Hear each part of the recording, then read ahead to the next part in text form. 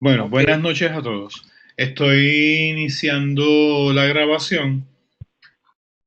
Esperemos que los compañeros que faltan se nos unan durante el transcurso de la clase. Estamos en la sesión 10, 16 de octubre, y hoy queríamos cerrar el concepto de aprendizaje y cómo las teorías de aprendizaje de alguna manera u otra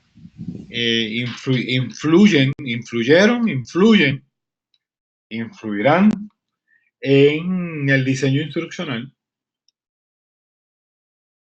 y vamos a usar de referencia el capítulo 4 del libro de Racer y Dempsey, que fue escrito por Mary Driscoll.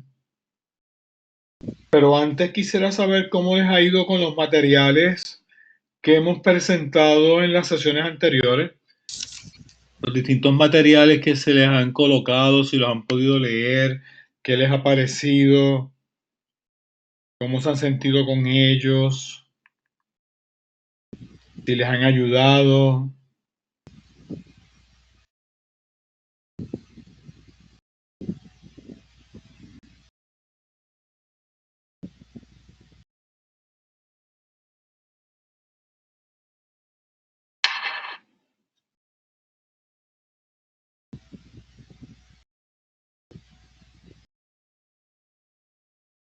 sí, sí, profesor, soy Jesús. Eh, Ah, Cuando logré hacer el ensayo monográfico y fui a buscar información, además de la que tiene ahí, me di cuenta de la cantidad enorme, ¿verdad?, que existen de modelos. Yo no sabía, no tenía la certeza. Y creo que se ha vuelto un poco complejo, y más que no soy del área, pero estoy trabajándolo y me agrada mucho, me interesa, especialmente esta área del aprendizaje y el conductismo, que es verdad, en muchísimas instancias y muchísimas ocasiones ha sido tan criticado, pero tiene su lado, ¿verdad? Como todo, tiene sus cosas buenas, sus cosas malas.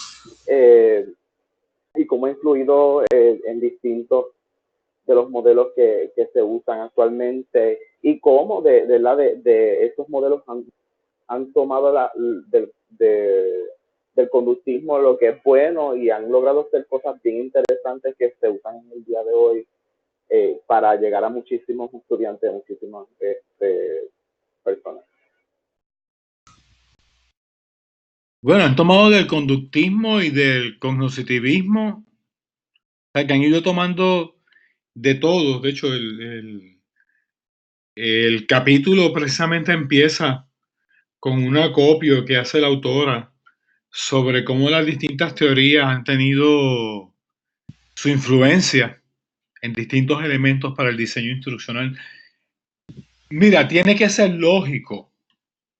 Uno lo mira y de momento cuando ves tantos modelos y tantas cosas se complica, pero es que es lógico. ¿Por qué yo digo que es lógico?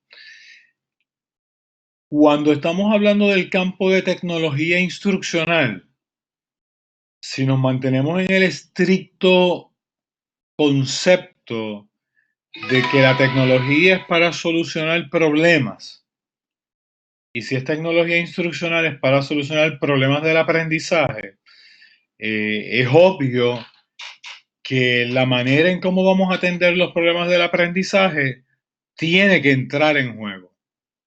Por lo tanto, si hay diversas maneras de ver el aprendizaje, si hay diversas formas de atender el aprendizaje, de explicarlo, de analizarlo, pues obviamente van a surgir distintas variantes de cómo atender situaciones ligadas a problemas con el aprendizaje.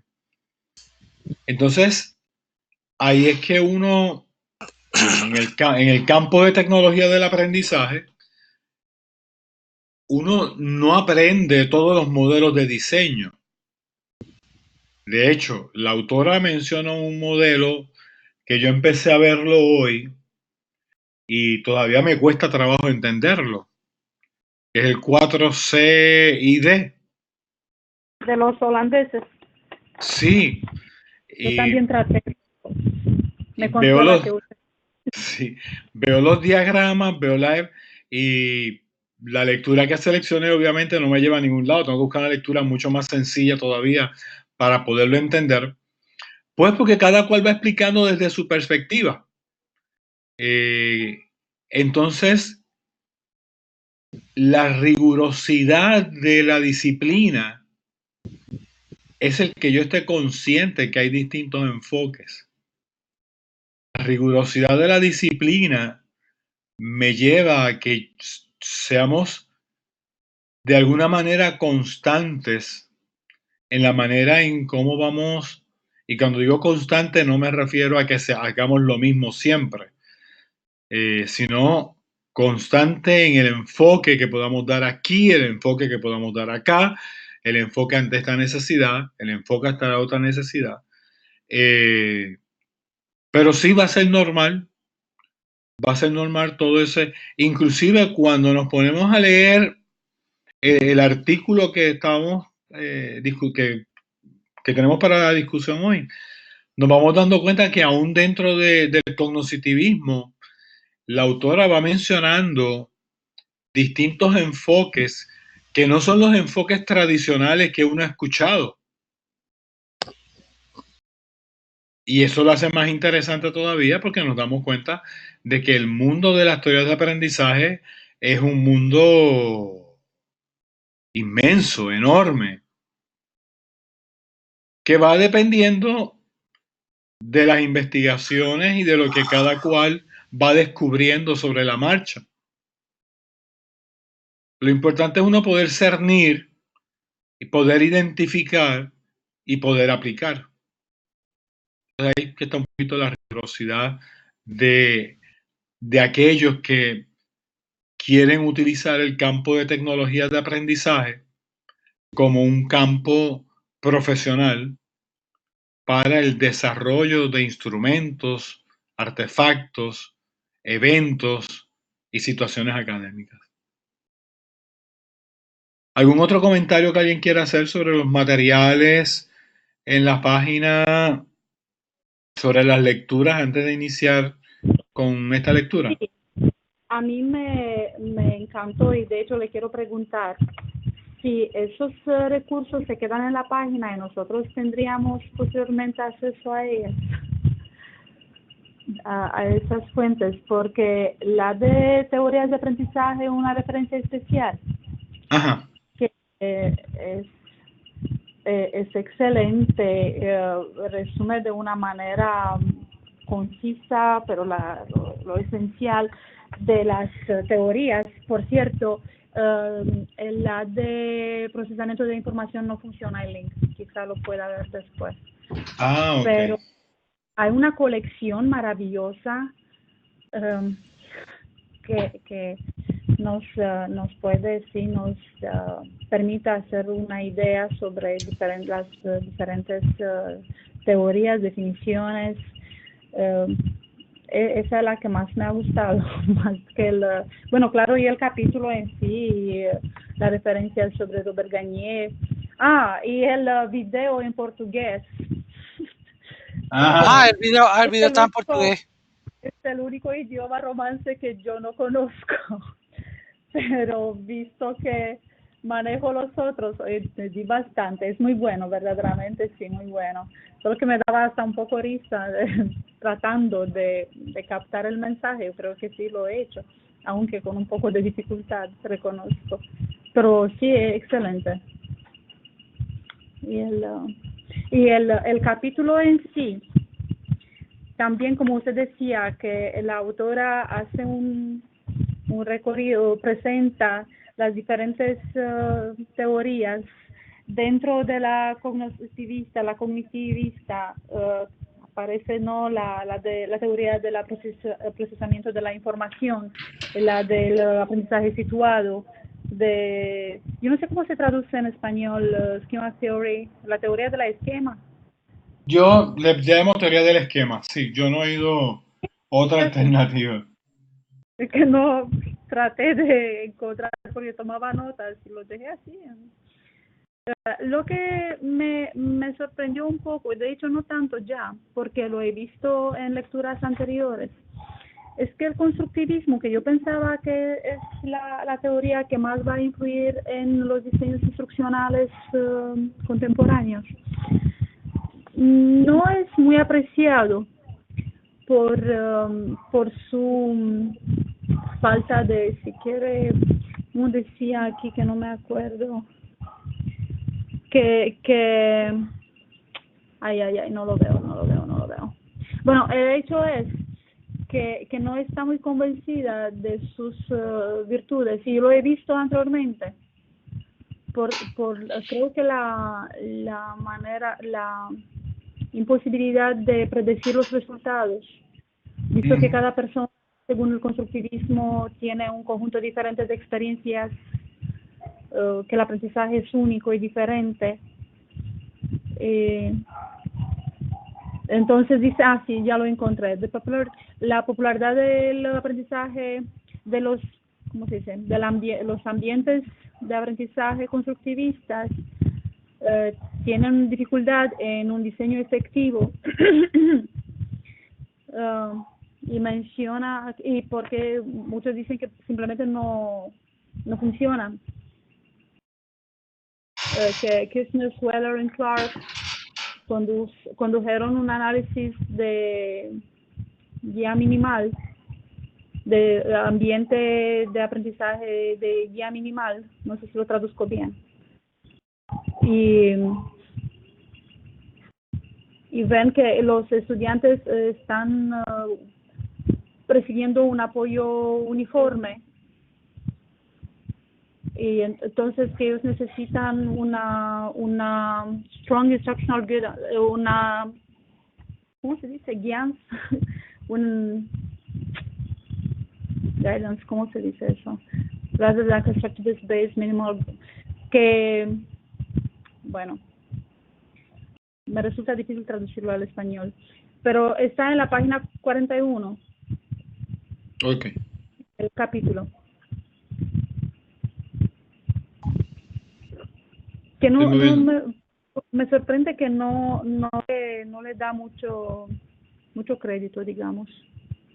Mira, yo me sospecho que cuando los diseñadores instruccionales miran un poco los avances o todo el marco teórico que hay en las demás teorías, probado, requete probado, y se encuentran con unas que son más recientes, que tienen sus pruebas, que tienen sus detractores, pues pudiera haber algo, yo no diría rechazo, sino como que reticencia, lo llamaría. Una reticencia, no están muy convencidos. Exacto. Más veo en mi percepción que le da mucho énfasis al cognitivismo, cognitivismo y al mismísimo conductismo. La realidad es la que es. Yo les digo a mis compañeros de trabajo que todos hablamos de constructivismo y nos llenamos los discursos de esa palabra, pero a la hora de la verdad tenemos que dar pruebas, tenemos horarios establecidos, calendarios rígidos, y entonces es ese constructivismo.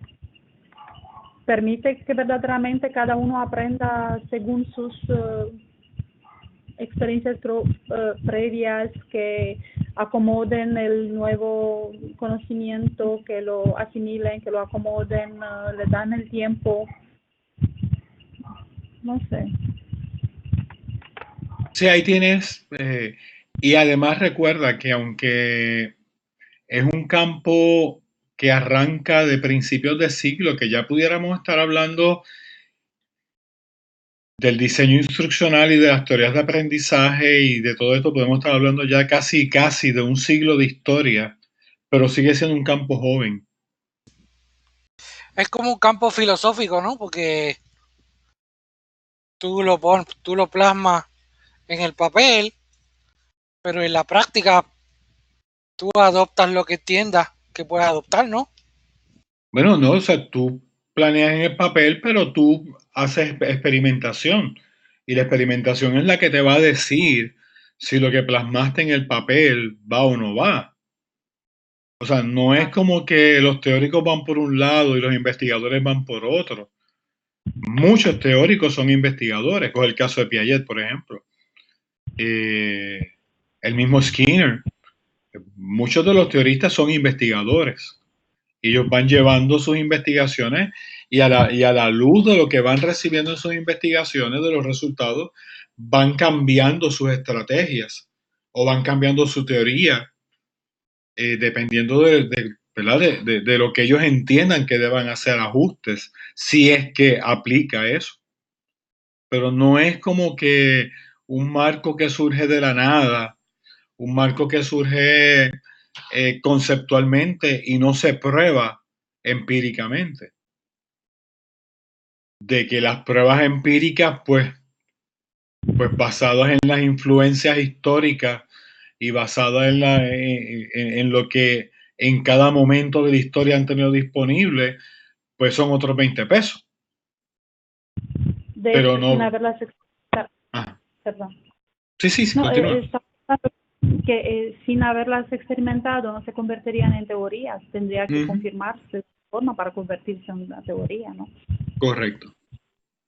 Claro que tuvo que haber una investigación, una experimentación para declarar las teorías.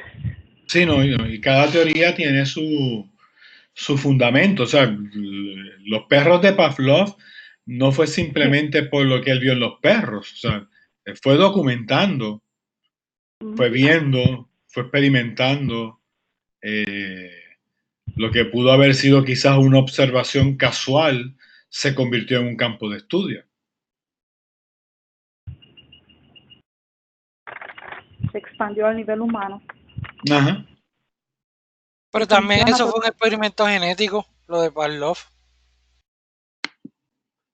Bueno, sí, pero lo traduce y lo lleva y va sirviendo de base para otros estudios de cómo el ser humano procesa la información y de la relación que hay entre estímulos, conducta esperada o conducta observable, respuesta.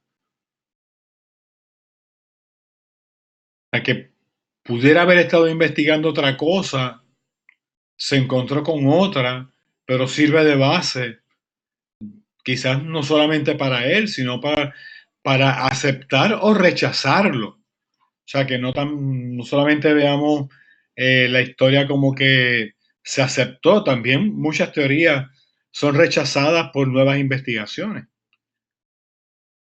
Sí, lo que le da la validez es que lo puedes aplicar y cuando lo puedes aplicar y te das cuenta que funciona, pues eso es lo que le da la validez, ¿no? Bueno, algo más sobre los materiales. Ya corregí el enlace de teoría de la información, Gabriela, que estaba mal redireccionado.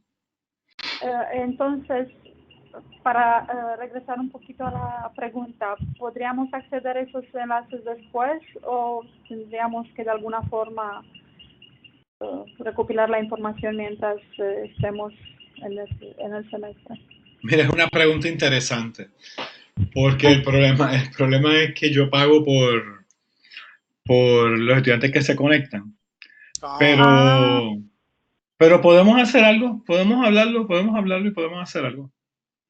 Podemos hablarlo y podemos aclarar algo después. Profesor, pero esos son links, ¿no? ¿Cómo? Toda esa información que está preguntando Gabriel links a otras cosas, ¿no? No me equivoco. Bueno, hay de todo. Hay links, hay información que está contenida, hay artículos que están contenidos en la página. Hay otras búsquedas que se hicieron, que ustedes no tienen que hacerlas. Hay de todo un poco. Como quizás un Google Drive, quizás ayude. El primero es un enlace, Ernesto, por ejemplo, pero todo lo demás, todas las teorías te llevan a la misma página del curso. Por eso le pregunto al profesor si nosotros tuviéramos la oportunidad de ingresar posteriormente al terminarlo. Pero, como digo, yo no había tomado en cálculo el hecho de que se paga para mantener la página. No. Pero podemos hablar. No lo descartemos. Bien, gracias.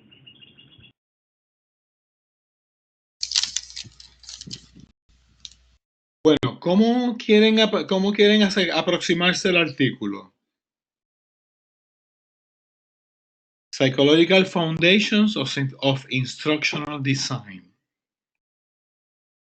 ¿Cómo quieren que trabajemos el artículo? Pues con las teorías. Me gustaría escuchar sus opiniones. ¿Cómo nos acercamos? Había unos campos que yo les había sugerido que observaran. Eso era aparte, ¿no? Eso era como una lista. Es una lista de los mismos subtemas del artículo, haciéndole un poco de hincapié para que se detuvieran cuando lo fueran leyendo. Pues, profe, yo vi esa lista y estas teorías como que tratan de recomendar que se acomode la instrucción para que le sea más fácil al estudiante aprender. Pero también vi que también resaltan que también como que hay cierta responsabilidad del estudiante en su instrucción. Explícate, no te entiendo. Porque algunas teorías hacen unas recomendaciones, ¿verdad? Entonces, lo de cooperative habla de que hay una responsabilidad individual, los estudiantes. Entonces está la de conectivismo que dice a teacher can only instruct a student if the student is ready to be educated. Tiene que tener la actitud correcta. Entonces ahí hay como, no sé si es como un dando y dando, una responsabilidad mutua del estudiante y del maestro. Bueno, lo que pasa es, acuérdate que el estudiante es como es. Y le toca al maestro o al diseñador instruccional descubrir cuál es la necesidad para entonces poder desarrollar actividades que propendan en aumentar el interés, en fomentar la atención. O sea que la teoría no es que la teoría le va a exigir al estudiante, porque Pero tampoco las desliga. Yo creo que le da cierta responsabilidad al estudiante a algunas de estas teorías, ¿no? ¿Usted está en desacuerdo? Es que yo no sé qué piensan los demás. Yo no veo en las teorías, por Okay. ejemplo, que una teoría diga que el estudiante debe estar preparado para tal cosa. Eso es responsabilidad de él, ¿no?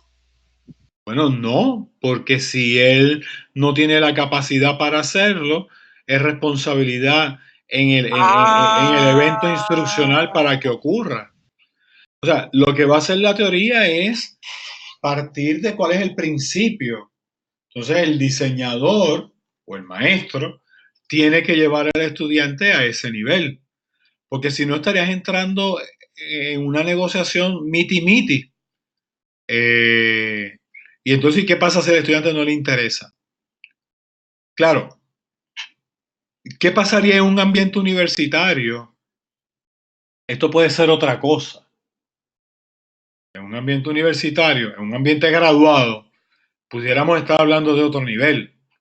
Pero en un ambiente subgraduado, la empresa educativa Lo que está tratando es de llevar al estudiante y de llevarlo de una manera que el estudiante se sienta agradable, se Ajá. sienta que es parte de lo que él está aprendiendo y de que lo está haciendo porque puede por sí mismo, y la responsabilidad va a salir del orgullo de querer hacer las cosas, pero no de que yo le exija, porque Pero fíjate no, que porque ahí no habla de disciplina como tal.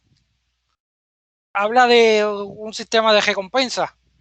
Pero por lo menos habla de actitudes. Y ahí sí es responsabilidad del estudiante su propia actitud. ¿Usted no cree?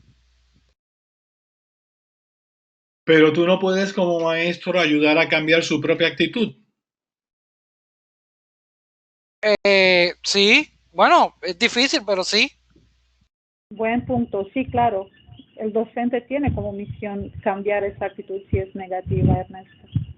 Pero hay muchos estudiantes que vienen con una actitud negativa, desafiante, muchos que tienen la autoestima baja, digamos.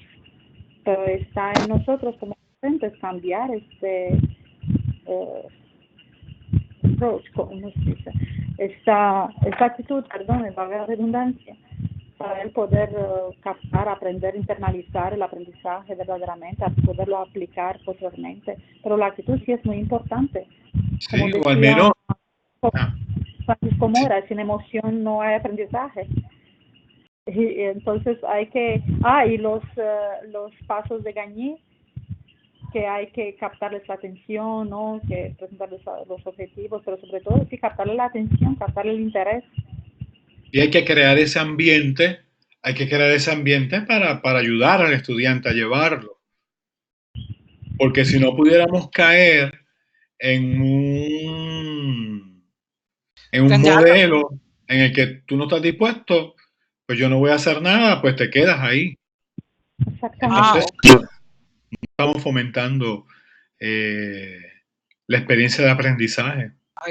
hay que encontrar el balance correcto. Por eso es que la educación elemental es tan importante.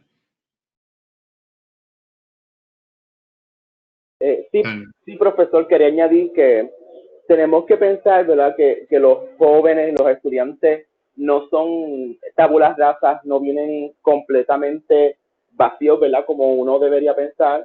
Vienen de distintos ambientes, de distintas experiencias, de distintas formas de vivir, que eso se refleja en ellos y se refleja en el salón de clase y se refleja también, ¿verdad?, en su forma de aprender. Así que también es importante, por eso es que dicen que es importante reconocer las necesidades de esos estudiantes y es un punto de partida para seguir. Eso es la educación y además eso es justicia social ¿verdad?, en muchos casos, porque depende de reconocer que existen unas necesidades en ese estudiantado y de que sin que se resuelvan esas necesidades posiblemente no haya un aprendizaje significativo, que es en realidad lo que buscamos nosotros como educadores o como diseñadores instruccionales.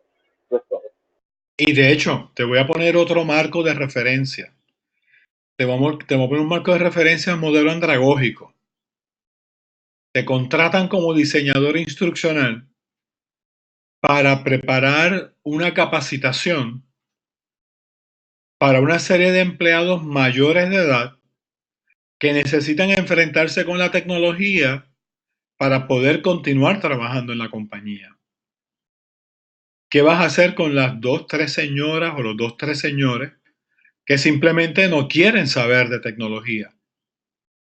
Te tienes dos caminos. O los dejas a la vera del camino y le dices al que te contrató, bótalo, o tratas de enamorarlos de alguna manera que ellos puedan ver que el cambio tecnológico les sirve no solamente para su trabajo, sino para su vida. O sea que aún en un modelo andragógico te vas a encontrar con actitudes en la audiencia que pudieran ser negativas. Y con esas actitudes hay que trabajar. Le toca al diseñador instruccional identificar esas actitudes y ver qué estrategias establece para atenderlas. Eso por salirme. No, disculpe. No, quería decir que de hecho yo creo que con la edad trabajar con las actitudes es más difícil. Es verdad, como se decía, que en la fase de la escuela del nivel elemental es importante inculcar valores, habilidades, destrezas, habilidades los hábitos de estudio, pero más grandes los estudiantes, más difícil es trabajar con las actitudes si no son las positivas, las predispuestas hacia el aprendizaje. Y me imagino que con los adultos, peor todavía. Sí, representan un reto. Trata de dar una clase de introducción a las computadoras a una audiencia mayor de 60 años. Tiene que ser interesante.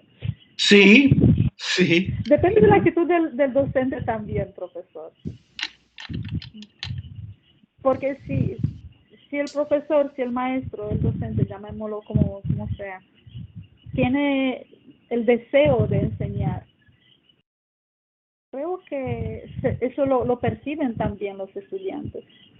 Decía, sí, creo que Francisco Mora, que el principal motivador de un estudiante es el maestro. Y él siente cuando el maestro tiene la alegría de enseñar, la voluntad de enseñar, el placer de hacerlo. Así Sí. como también se perciben cuando llegas al salón con ganas de salir. Ajá. Bueno, cuando te dicen que, maestro, ¿qué vamos a hacer hoy? Eso es bueno, ¿no? Depende de la respuesta. Sí, pero si te preguntan es que las clases pasadas pues fueron interesantes para ellos y como que quieren actividades similares.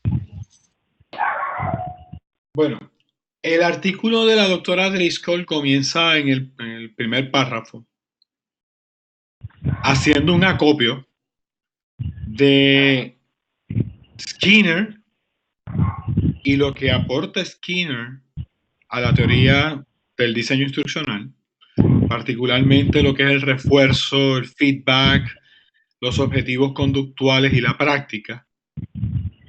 También entra hablando de las teorías cognitivas, particularmente, y fíjense ustedes que le da mucho énfasis a lo que yo le mencionaba en la clase pasada, a la teoría del procesamiento de información que Gagné le dio mucha importancia.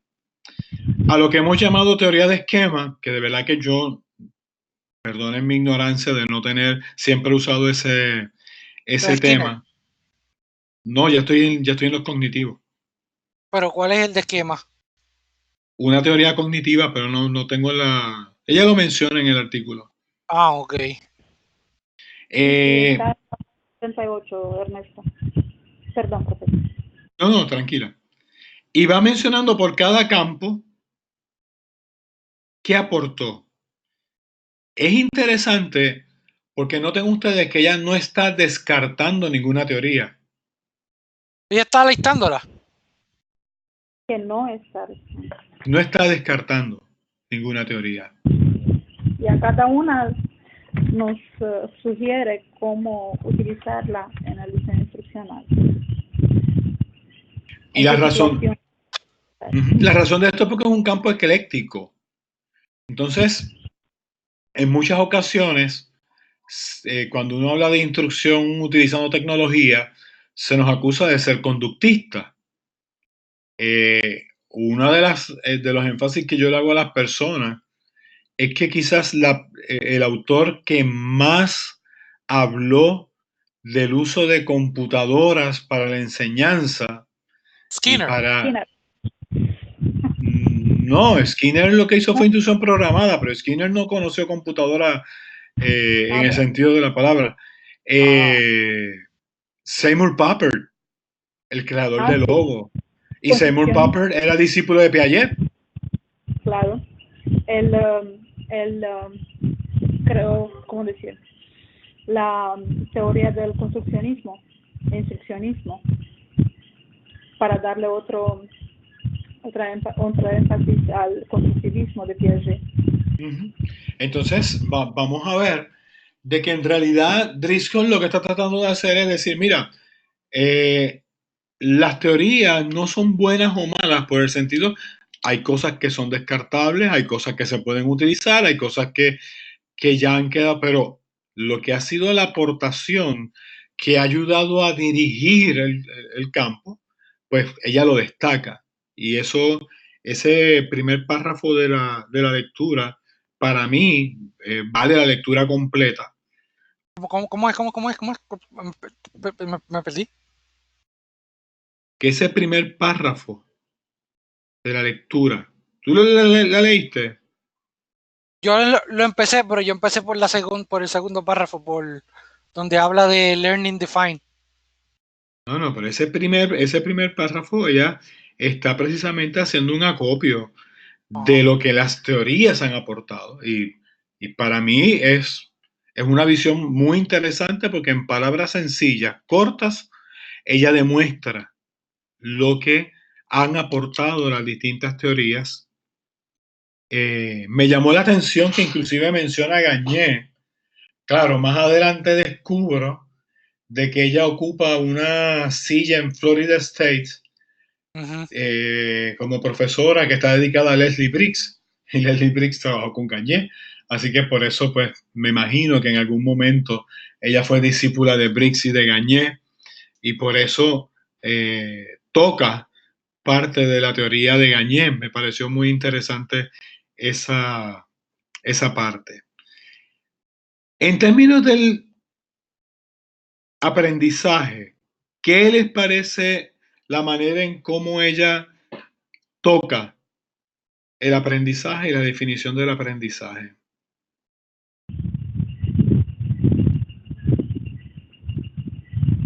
Bueno, yo ya lo comenté, pero como decía,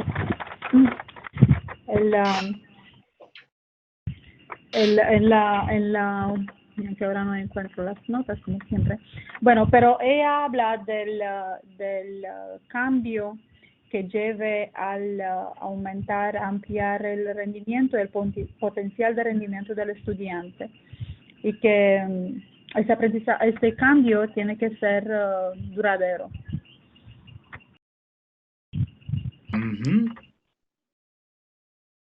No tengo ahora, no sé por qué se me bloqueó el Word. Buenas noches. Buenas noches, Alexander. Sí, Alexander. Aunque fue me gustó la lectura primero que todo porque pues va por parte y en detalle en un párrafo se encuentra una información valiosa. Yo vi que la forma en que trae, porque lo que lleva a una discusión de cómo se está definiendo aprendizaje y está hablando de un cambio de habilidades que no solamente sea temporero, pero también me gustó algo que trajo y es, ok, ¿cómo se consigue ese cambio, verdad? Porque no es solamente encontrar un cambio. Y dio un ejemplo en alguna parte de un atleta que está consiguiendo unas destrezas y está mejorando ese performance o esa misma destreza, pero utilizando, eso fue lo que yo leí, utilizando droga. Y alcanzó un mejor performance. Nosotros a veces podemos hablar, por ejemplo, sí, de droga para mantener a lo mejor un rendimiento de memorización, pero cuando ya deje esa droga, ¿qué va a pasar? También yo pensando acá, ¿va a seguir siendo efectivo? ¿Le va a hacer algún daño? ¿Va a tener al final un aprendizaje duradero? ¿O era solamente para un momento en la cual quiere presentar esas habilidades y ese rendimiento? Déjame ver, por lo menos eso es en la parte de aprendizaje que estamos ahora. Por eso que habla de cambio persistente. Eso está al final de la página 35 por ahí. La primera página, ¿no? Sí, Ernesto. Sí, ahí es que está. Después, pues, la forma en que yo entendí también que va a ocurrir entonces el aprendizaje, además de un cambio, ya está viendo otra forma. No es solamente de algo individual, sino yo entendí también como algo ya colectivo, algo que es compartiendo ese propósito con unas prácticas. Y yo creo que va entrando ya la parte de lo que es cultural, de lo que es también el constructivismo, pero eso es ya cuando se va desarrollando, porque yo entendí que ella está diferenciando entre lo básico de lo que es aprendizaje como algo individual, que es observable, porque al principio está hablando de la observación, algo que es observable y medible, como dijimos, aumentar el rendimiento de esas destrezas o habilidades y después pues ya verlo en una aplicación y cómo resolverlo. Eso es como lo que nos dijo Gabriela, que ella dice que sabe muchas lenguas romances, pero yo nunca la he escuchado. Que hay que demostrarlo.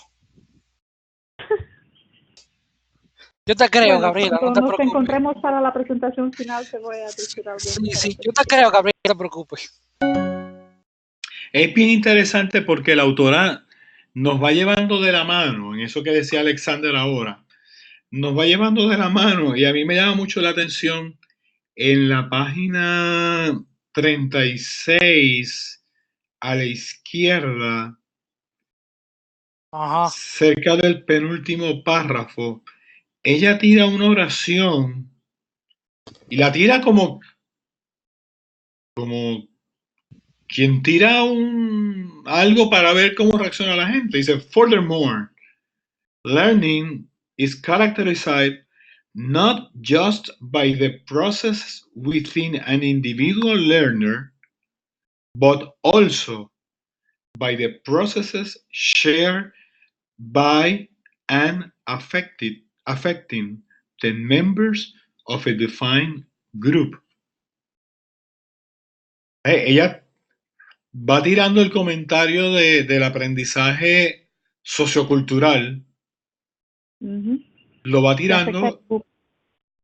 los Ajá. miembros de un grupo definido. Uh-huh. Fíjate, yo no había subrayado esta parte, pero sí es importante. Y entonces fíjate cómo termina la oración. It is in this perspective that learning as an instructed process begins to merge with learning as a cultural process.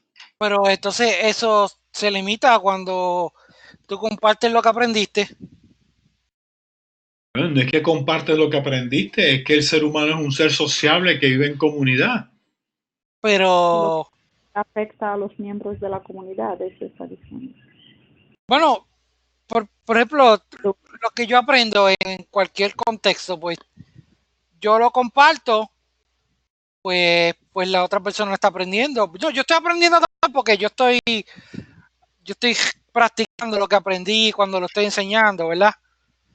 Pero como que es como una extensión del aprendizaje, porque lo que es ahí un refuerzo, ¿no?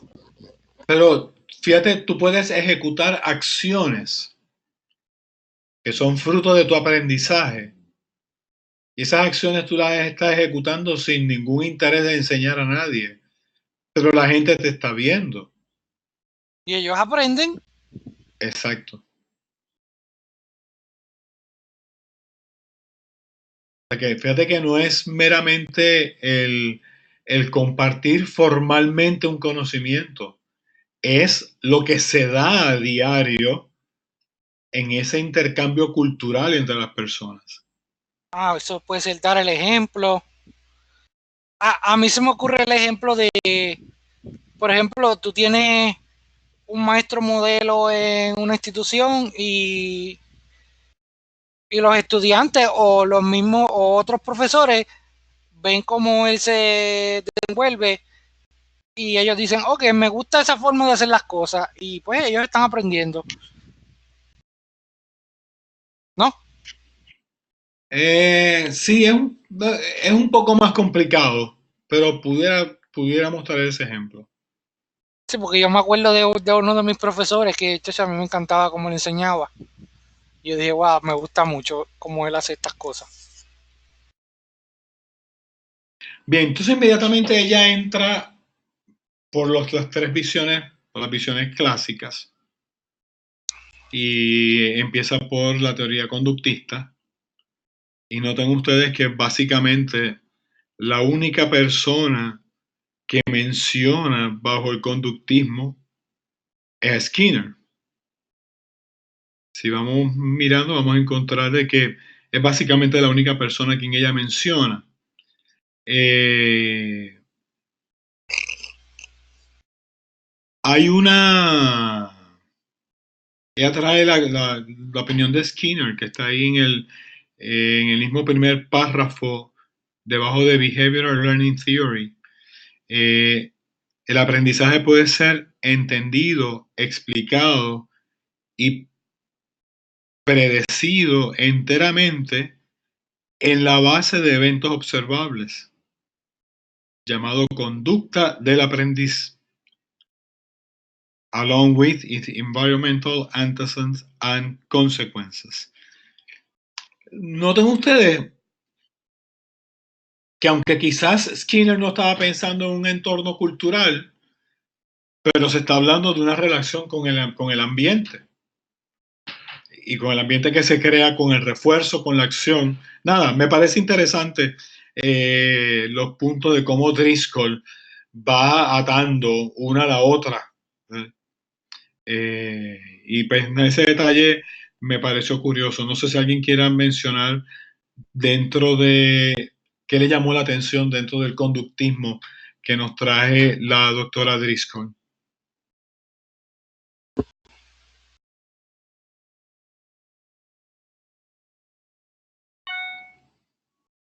En mi caso, cuando estuve leyendo, me llamó la atención. Muchos conocemos el conductismo, pero yo que soy maestro y me pongo a reflexionar sobre mi práctica docente, es el término que utilizo del feedback, de la retroalimentación, o por ejemplo, cuando estamos trabajando con los estudiantes y necesitan ese refuerzo, ya sea indicándole al estudiante si lo que trae está correcto, su pensamiento, su idea, su explicación está correcto o incorrecto.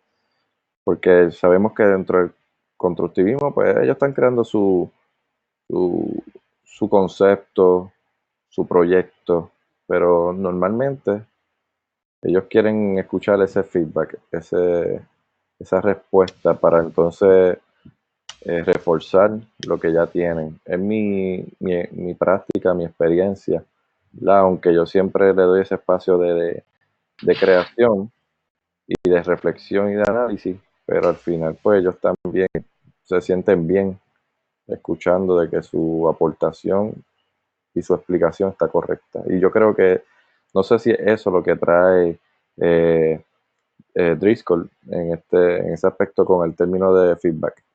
No sé si mis compañeros tienen alguna idea similar o diferente, un punto diferente. No, sí, yo estoy totalmente de acuerdo. El feedback, de hecho, lo menciona Skinner y lo menciona también, no me acuerdo, el que vino después. Pero sí, Skinner habla por la primera vez sobre la importancia del feedback inmediato. Y como tú dices, es sumamente importante que el estudiante entienda si va bien, si va mal, si tiene una reacción de parte del maestro. Yo creo que es humano al fin, ¿no? Eso era parte de los Learning Machine de Skinner, que le daba immediate feedback. Exactamente. Por él haber visto que en el aula donde estudiaba su hija, que no se le daba ningún tipo de refuerzo en ese sentido. Un ejemplo,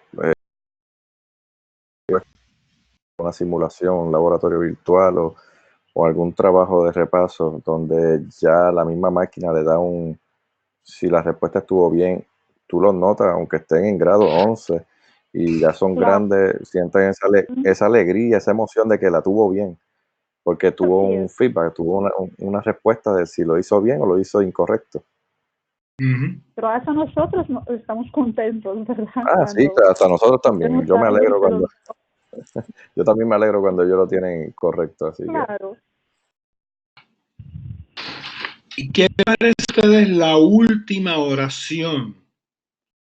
Donde ella está hablando de lo que es feedback en la instrucción programada. Y dice, desafortunadamente, estos diseños fueron aburridos a los aprendices, Sí. quienes podían echar una ojeada a las respuestas antes de responder. Lo que resumía, estoy traduciéndolo, which meant that the presumed benefit of feedback were rarely realized. O sea, si tenía la oportunidad de echar un vistazo a la respuesta correcta, Pues que no la tengan. Eso se sí. incluye en el No, pero esa era diseño de parte de la computadora, de la máquina. Te voy a hacer un cuento. No lo voy a hacer completo porque me desenmascaro. Yo tenía que tomar un adiestramiento, y esto pasa mucho con los adiestramientos de ética gubernamental, Ajá. con los adiestramientos de ética que tenemos que hacer. Son obligatorios y aburridos. Ajá. Tú haces la lectura y tienes las preguntas y tú tienes formas de poder hallar las respuestas Sin sin leerlo, tener que salirse de la lectura. por supuesto. Y entonces ahí entiendo yo que es en lo que ella se basa, ¿verdad? De que ese beneficio grande de uno saber que lo hizo bien, cuando ya tú sabes que lo hiciste bien porque encontraste la respuesta, pues obviamente es un ejercicio inútil y no hay aprendizaje. Es cuestión de diseño de la instrucción, de nuevo. Perfectamente de Da la acuerdo. posibilidad, perdón. Perfectamente de acuerdo contigo. Exacto, porque usted tiene esa posibilidad porque no crea que quien diseñó esa actividad no tomó en consideración que los que están tomando este cursito, o como se llamaría, podrían conseguir las contestaciones, porque parece que no le dan tanta importancia en realidad. Ajá. Pero en un aula con estudiantes, el maestro puede diseñar la actividad de tal manera que no sea posible ese tipo de acontecimientos, de acción. No sé, nosotros, por ejemplo, donde yo trabajo, en el colegio donde yo trabajo, utilizamos mucho la tecnología móvil. Y si la actividad se toma en consideración todos los pasos, el tiempo aproximado de cuánto le toma para investigar, para dar la contestación, para completar un ejercicio, ellos no tienen tiempo para buscar también la contestación en la red, por ejemplo. O mientras contestan a través de un Kahoot u otra aplicación de este tipo. Como que tengan 30 segundos nada más. Por ejemplo. Bueno, tú calculas, ¿verdad? Como maestro, cuánto te tomaría contestar a esas preguntas. Bueno, no va a ser el mismo tiempo que le tomaría a un maestro como a los estudiantes, pero hay que tomarlo en consideración. No tienen tiempo porque ellos tampoco saben buscar, que esa es otra. También.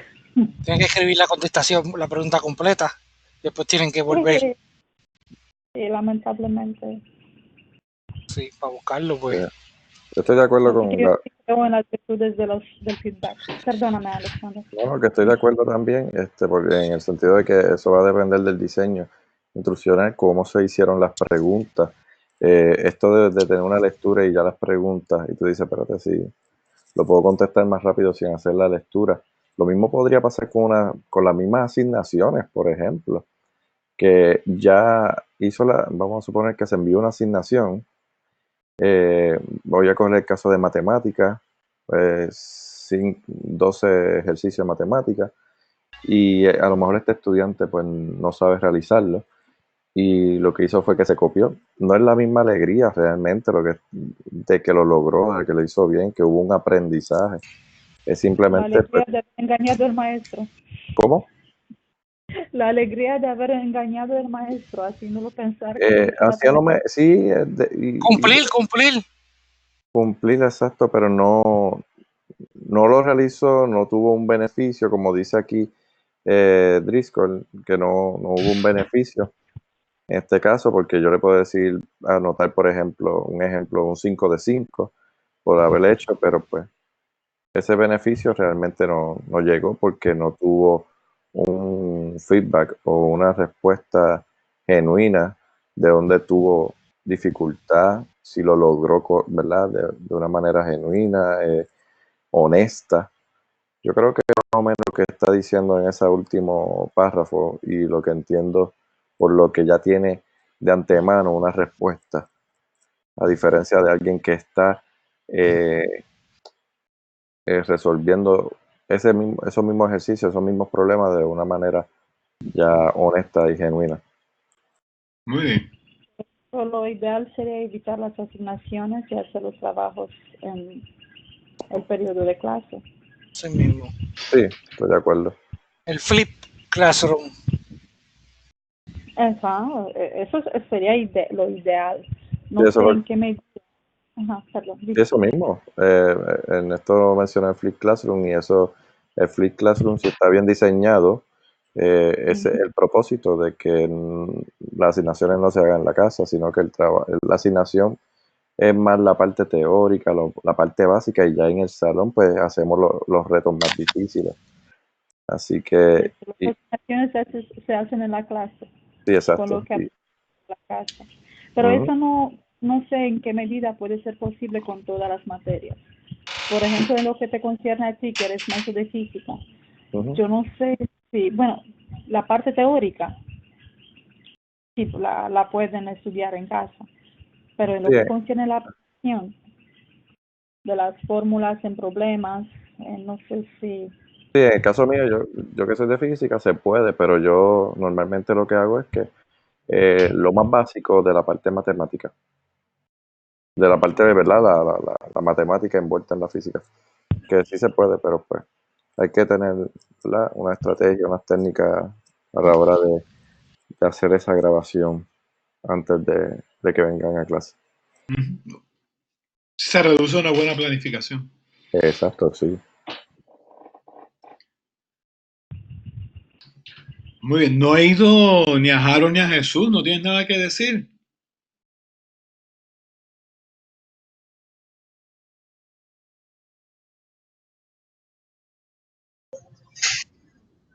No, como mencionó Alexandra, dijo como me perdí.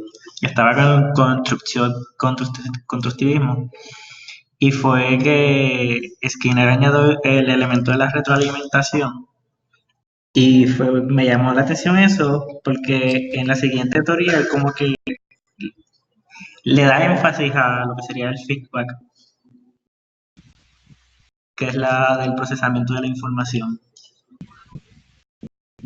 Bueno, lo que pasa es que ella está rescatando y está trayendo las diversas aportaciones de cada teoría, porque sí, ella va a traer la importancia del feedback dentro del procesamiento de información, que fíjate que quizás un cognitivista no lo pensó, pero como ella lo está viendo desde arriba, está uniendo lo bueno de cada teoría, añadiéndolo en la perspectiva de cada concepto teórico. Interesante esa apreciación que ella va a hacer. No hemos tocado el tema de procesamiento de información, pero hay un momento en la página 37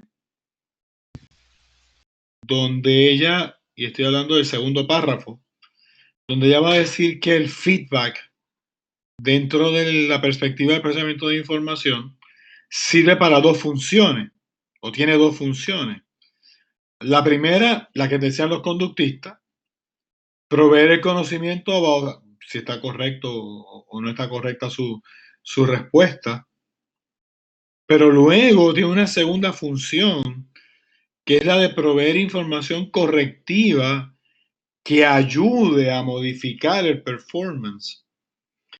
Entonces, es interesante, y ahí podemos empezar a partir de la teoría de la información.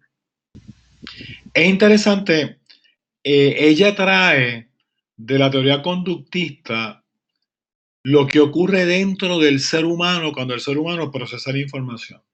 Por eso es que usa el Information Processing Theory. Porque lo que ocurre dentro del ser humano, el conductista no lo observaba, por lo tanto no lo consideraba, el cognitivista lo estudia.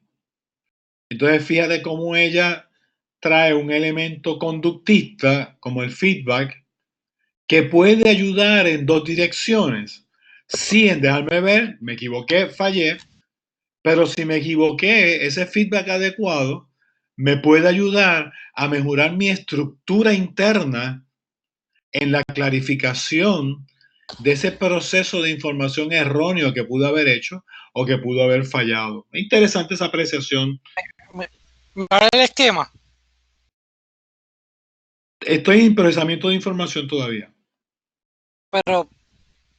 Pero si le provee el feedback correcto, pues lo que hace él que va a mejorar el esquema, porque si el esquema, si la claro. Ok. Sí.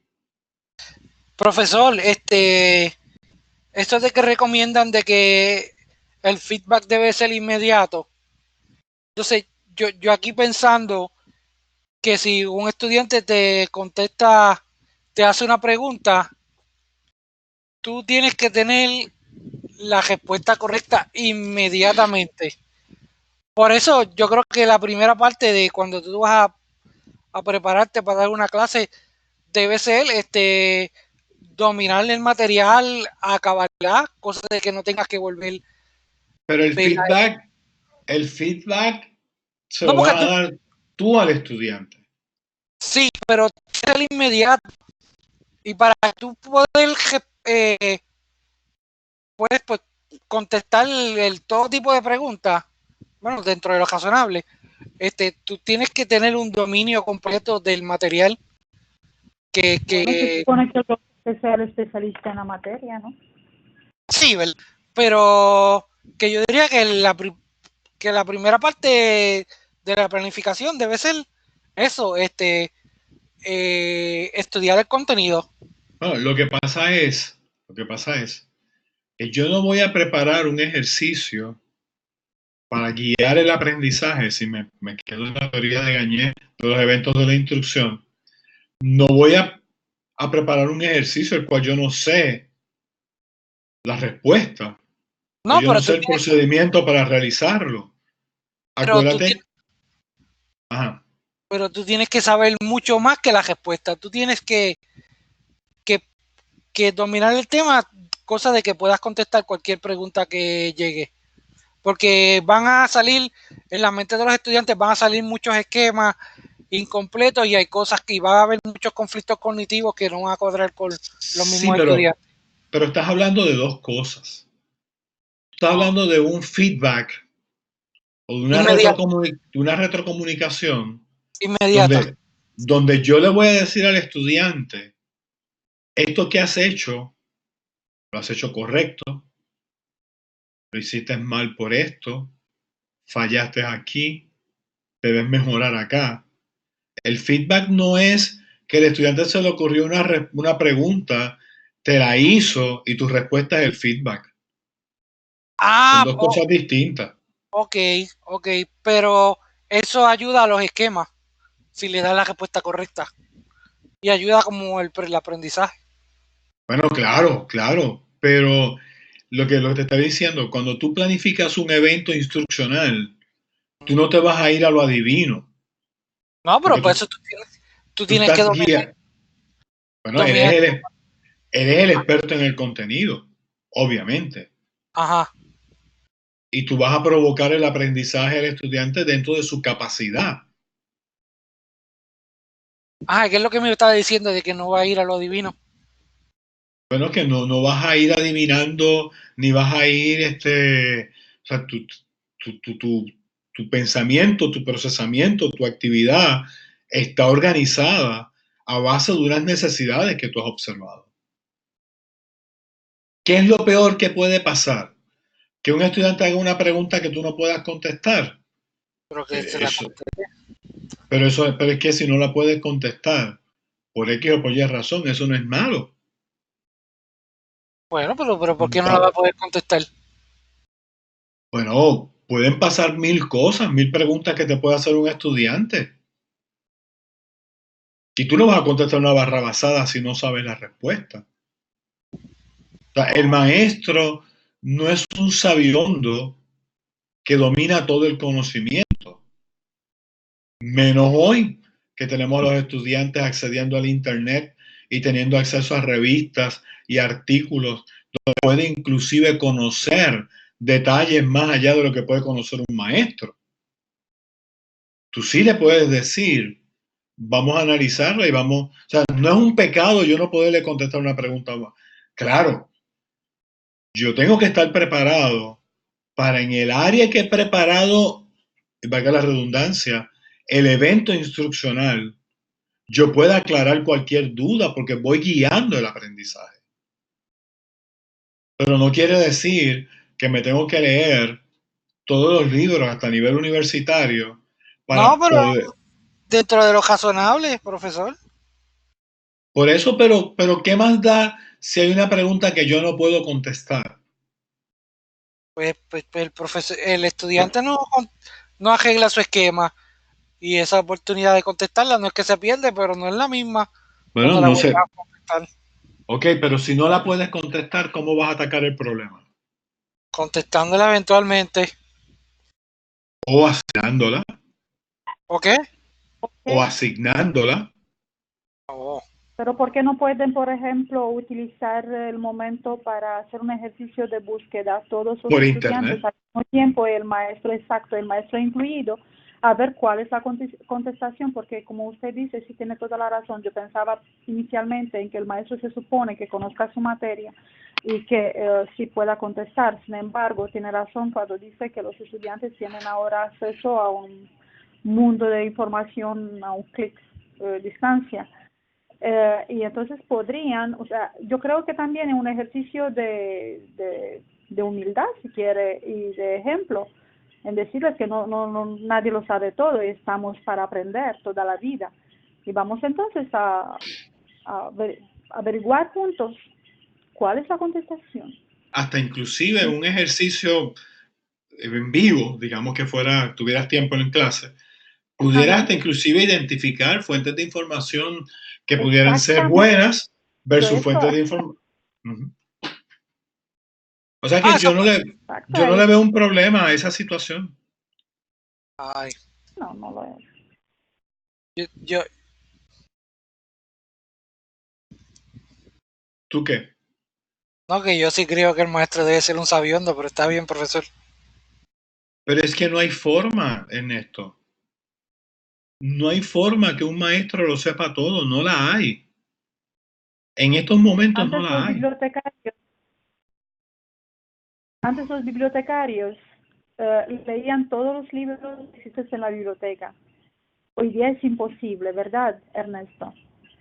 Pues lo mismo pasa con cualquier docente. Sabe lo más que se puede, pero no lo más que se puede. Sabe mucho, pero todo es imposible, más todavía que hoy día se actualiza la información con una rapidez asombrosa. Entonces, ¿por qué no hacer un ejercicio, como digo, de búsqueda juntos con los estudiantes? Y esto también es un feedback. Yo quiero aportar en esta parte, Ernesto, un ejemplo. A lo mejor le estás viendo al maestro como un sabiondo, sí, sabe, pero te voy a dar un poquito de mi población. En mi población, mis estudiantes, por ejemplo, son hijos de profesionales, Ernesto, que en este caso están pagando una matrícula altísima para una buena educación. Y esos nenes, además de tener acceso a la información desde su celular, y los padres también lo ayudan con unos tutores, con los padres cuando se sientan a hablar con ellos, ya tienen una información previa, a lo mejor a lo que vamos a discutir en clase. Y yo pues voy a ir preparado, como dijo el profesor hace un rato, voy a estar preparado para la actividad que yo voy a preparar. Sí, puede haber momentos que salgan unas preguntas y ya se las conteste, pero va a llegar un momento que va a venir un estudiante y posiblemente me haga una pregunta muy específica dentro de algún tema, ya sea porque su papá es ingeniero y él ese concepto de física lo está llevando a un nivel específico que en el cual yo desconozco, Néstor. Y porque vuelvo y repito, yo estoy discutiendo un concepto, pero ese concepto se puede aplicar en distintas ramas de la ciencia posiblemente, ese mismo concepto.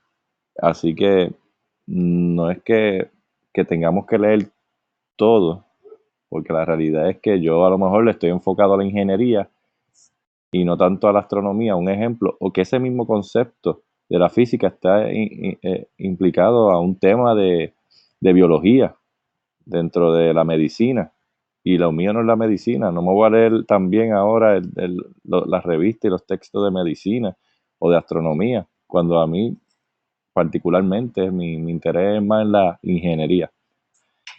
¿Verdad? Estoy trayendo esto porque pues a lo mejor si tocamos otras poblaciones en las cuales a lo mejor los padres no necesariamente son unos profesionales en esa área, o no tienen acceso a la información, ya sea porque no tienen internet en su casa, no tienen celular, no tienen computadora. Pero en el caso mío, yo me voy a topar con unas preguntas brillantes y unas preguntas muy específicas también en ciertas áreas. Ok. Ok. Así que además, como está el saber y el conocimiento hoy en día, esto ha cambiado. Por eso es que hablamos del maestro como facilitador de las experiencias de aprendizaje.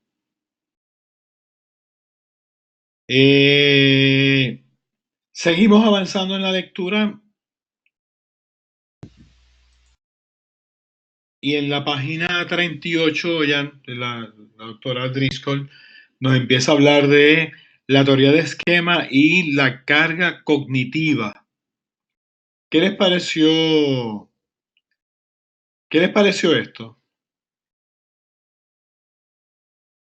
Que no se puede, que Ajá. no se puede sobrecargar al estudiante de mucha información. Va más o menos por ahí. Ajá.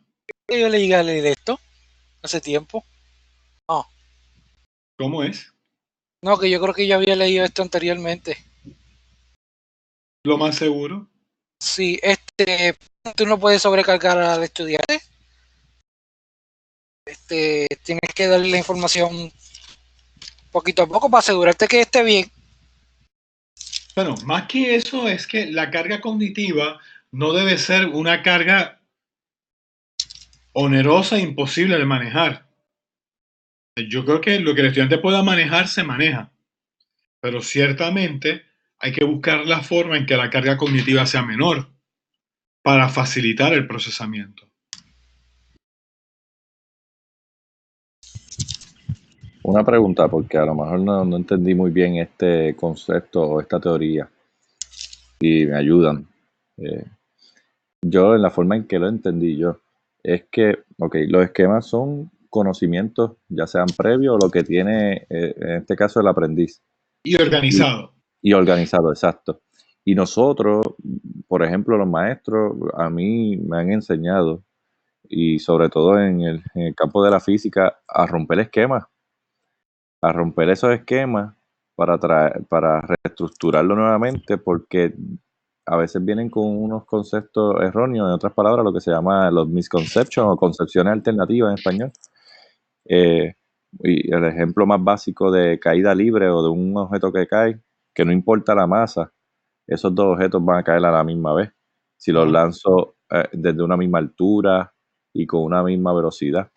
Y eso pues es romper los esquemas, lo que yo le llamo romper los esquemas y volverlo a reestructurarlo, ¿verdad? Que ellos lo reestructuren. Pero ahora es que vengo y pregunto, esto fue lo que yo entendí.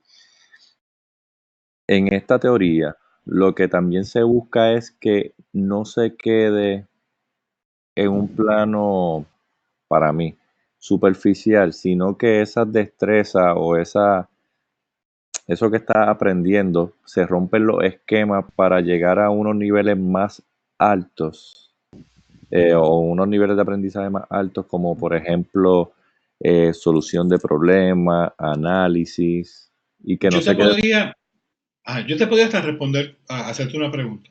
Sí. ¿Es necesario romper todos los esquemas? No. Es Mejor. una pregunta válida. De hecho, déjame ver si no me arriesgo demasiado. Aceleración centrípeta y aceleración centrífuga. Ujú. Sabemos que centrífuga, y me corriges, es un Sí. concepto que no existe. Centrífuga. Ajá. ¿Cómo no? Sí, no existe, Es un efecto, pero lo utilizan todavía y a veces llegan esos estudiantes con ese concepto cuando yo empiezo el tema, pero todavía no le digo el concepto. ok, Y ellos me dicen aceleración centrífuga y yo, ¿de dónde traen ese concepto? ajá, Y me pueden decir que a lo mejor lo traen de una clase de química o de año anterior, o pueden decirme que lo aprendió en la escuela intermedia. en el Pero sí, laboratorio donde le hicieron la prueba de sangre. exacto. O sea que no Entonces, existe, Alexander, me estás rompiendo el esquema. Sí, el concepto correcto es aceleración centrípeta. entonces, O sea, lo mismo. Disculpen que ahora es que tengo una revolución en la cabeza. lo que pasa es que centrípeta es que tiende hacia el centro. Exacto. Centrífuga es que se tiende hacia el centro. Ajá. Un movimiento que tiende hacia el centro. Y normalmente, pues, Gracias.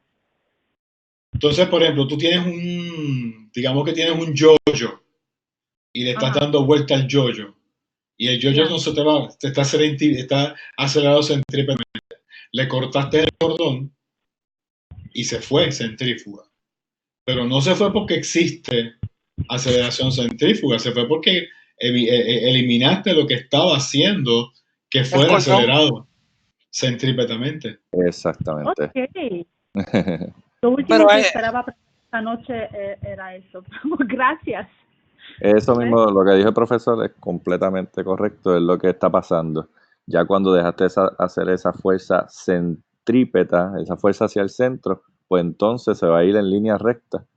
Y podemos hablar ahí después de la primera ley, pero o el ejemplo del yo-yo o un ejemplo, por ejemplo, el del vaquero con la soga, un ejemplo, es más o menos lo mismo. ¿El qué? Ajá.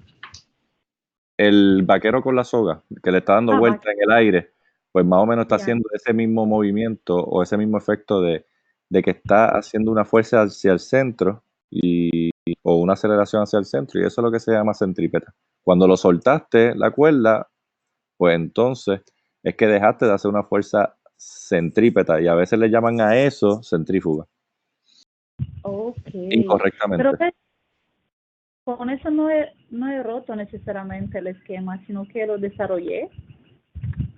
No, hay personas que yo digo que se rompe porque te traen que cuando ven que le estás dando vueltas a una soga y está yendo hacia los extremos como si fuera hacia afuera, porque eso es lo que parece, eso podemos llamar como una ilusión óptica, y tú dices, quiere ir hacia afuera. No, es que tú no estás dejando que se vaya hacia afuera, en otras palabras, tú estás haciendo una fuerza hacia adentro. Así que es esa la que realmente es la que está manteniendo esa tensión de la soga o del yo-yo. Y a veces los nenes traen ese concepto erróneamente, y ahí es donde pues digo yo, ¿verdad? Que se rompe el esquema y podemos llamar se rompe o la reestructuramos. De hecho, lo que te va a decir el constructivismo es de que cuando el nuevo estímulo o el nuevo conocimiento entre en contradicción con el esquema que está establecido, pues lo que va a ocurrir es que va a haber una sustitución racionalizada. Exacto. Entonces, por ahí pues vamos ajustando. No es lo que trae la autora, pero más o menos va en esa línea.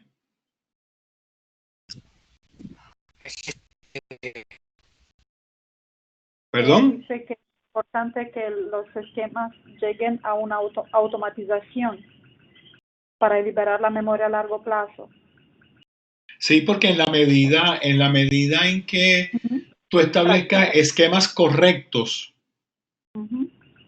te van a simplificar la memoria y por ende te va a simplificar el procesamiento y por ende te simplifica la carga cognitiva. Claro, porque no se puede memorizar todo lo que... O sea, la memoria a largo plazo no es ilimitada, o bueno, o lo será, pero no tenemos la capacidad de memorizar todo, así que hay que liberarla para captar nuevos conceptos, nuevos aprendizajes, ¿no? Y por eso la necesidad de poderlos cazar, poderlos relacionar. El cerebro es estupendo. Cuando uno mira el caso de los pacientes de Alzheimer, que recuerdan todo el pasado perfectamente, y sin embargo el daño que ha ocurrido es en la memoria a corto plazo, o en la memoria, pues no quiero decir a corto plazo, pero es la memoria reciente, pues te das cuenta. Yo le estoy llamando reciente para no entrar en el concepto, como estaba hablando de information processing, de que la información de corto plazo y trabajo es otra. Pero digamos, cómo el área de memoria a largo plazo se afecta en el área donde están los conocimientos más recientes. Y ahí es que el paciente empieza a algunos. Hay otros que todos los... ¿Interrupciones? Es que lo escucho con interrupciones, no sé si... Yo también. Ah, bueno. Pues no sé. Lo que quiere decir es lo fantástico que es el cerebro. Oh, sí, el mundo. Profesor, si no le molesta, a ver si nos puede repetir nuevamente esa información porque era interesante, pero se escuchó entrecortado. Ok. Les comentaba que, ¿saben? Los pacientes de Alzheimer. Sí. ¿Verdad? Mami, dame tu celular. Pa. Ernesto, cierra. Mami, dame tu celular. Un paciente de Alzheimer raras veces olvida su pasado.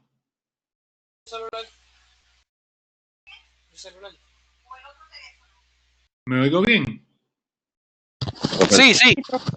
Sí, profesor, se escucha bien. Raras veces olvida su pasado. Inclusive su pasado está clarito. Lo recuerda todo. ¿Dónde está fallando? Está fallando en su presente.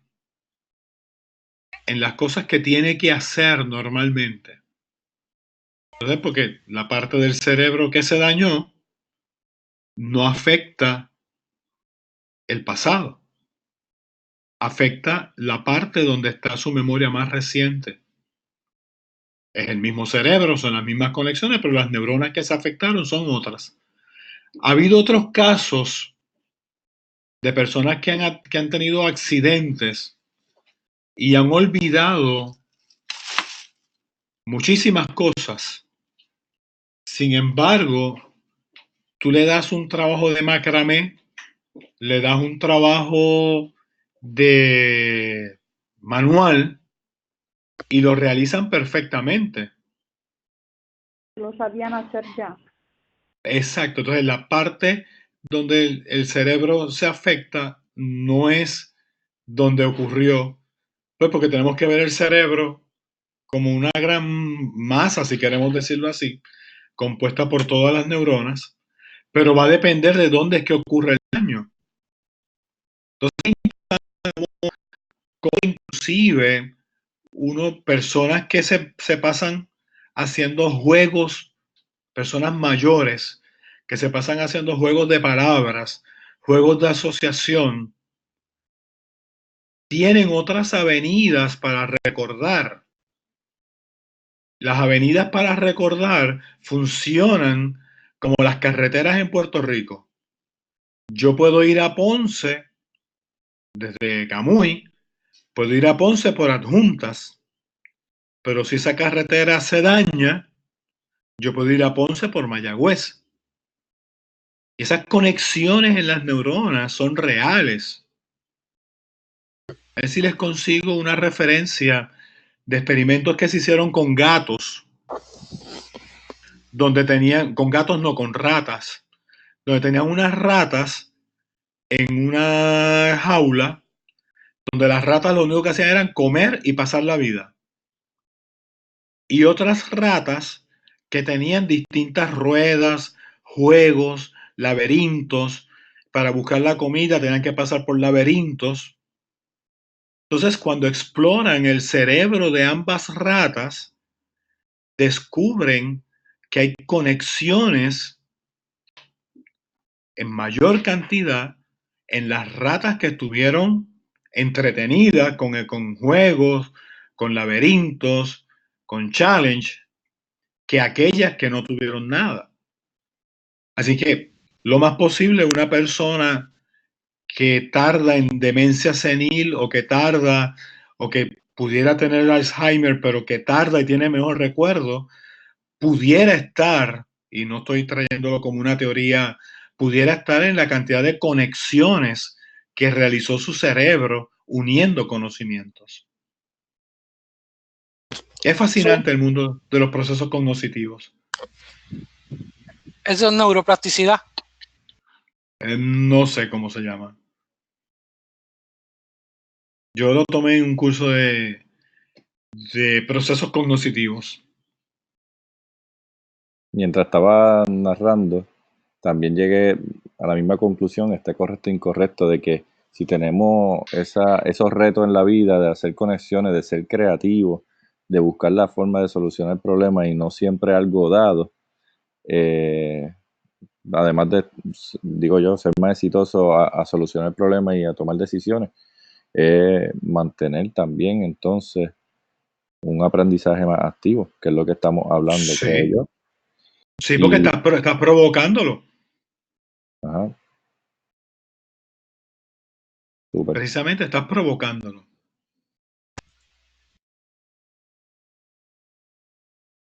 Bueno, le dejo, pues ya van a ser, son las 8. Hay dos cosas o un tema mayormente que se nos queda, que es el del aprendizaje situado y el aprendizaje dentro de la perspectiva del aprendizaje anclado. ¿Habían oído hablar de esto anteriormente? No. Del aprendizaje situado sí, pero realmente no. Es la primera vez que escucho ese término de aprendizaje situado. Primera vez también. Sí, pero yo por lo menos la primera vez, lo único que cuando empecé a leerlo, ya está, para mí ya está entrando, si no me equivoco, me corrigen, está entrando ya lo que sería el constructivismo. Por ahí va la cosa. ¿Sí? Sí. Sí, recuerda que el constructivismo tiene un montón de teorías, de enfoques, y va entrando por ahí. Ok. Pues nada, la próxima clase es asincrónica, pero la voy a empezar con una referencia sobre esto que la discutiríamos luego. Para dejar claro, porque el aprendizaje anclado y el aprendizaje situado son conceptos que aparecen muy seguido en la literatura. Ya en la próxima clase vamos a empezar con las etapas del diseño instruccional. Yo voy a hablarles de las etapas en términos generales para ir entrando en distintos modelos para que ustedes vean distintos modelos y cómo difieren unos de los otros. Excelente. ¿Nos va a publicar las lecturas, profesor? Sí. Yo tenía una asignación era de decidir sobre el segundo trabajo. Creo, aunque no tengo el grupo completo para que A mí estos cambios me gusta hacerlo con el grupo completo. Pero creo que el segundo trabajo va a quedar muy apretado. Y Sí, prefiero que trabajen mejor el tercero. gracias. De verdad estaba preocupada en ese sentido. Así que estoy considerando eliminar el segundo trabajo.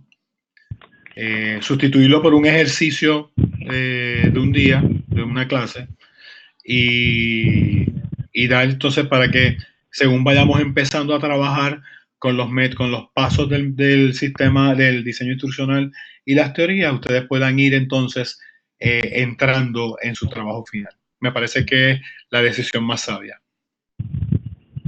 Gracias, profesor. ¿Y los detalles sobre el trabajo final, cuándo nos los va a dar? Pues entonces podemos hablarlo en la próxima sesión sincrónica. Sí, para prepararlo con tiempo. Sí, muchas gracias. Yo creo que tenemos 2 asincrónicas, pero creo que la voy a limitar a una nada más. Sí, déjame buscar aquí en el expediente,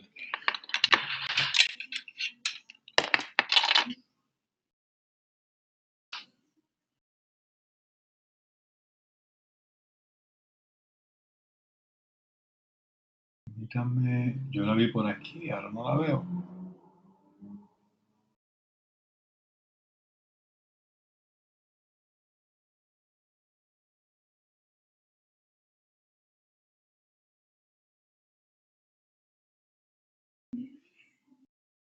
Sí, había 2 asincrónicas, la 11 y la 12, pero solamente vamos a dejar la 11 asincrónica.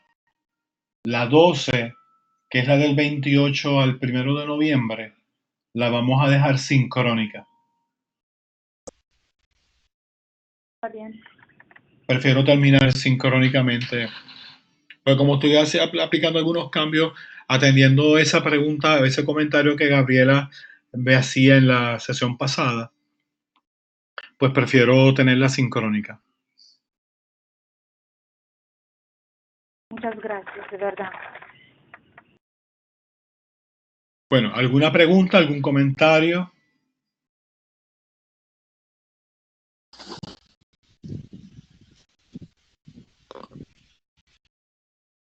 Buenas noches. En el caso mío, pues que la próxima vamos a empezar las etapas del diseño instruccional. Del diseño instruccional. Vamos a una Perfecto. introducción a Va a ser asincrónico y vamos a estar estudiando esa etapa. Exacto. Perfecto.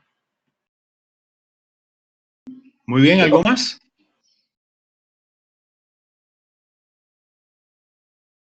Pues buenas noches a todos. Muchas gracias, profesor. Buenas noches. Buenas noches. Que descansen. Gracias. Igualmente.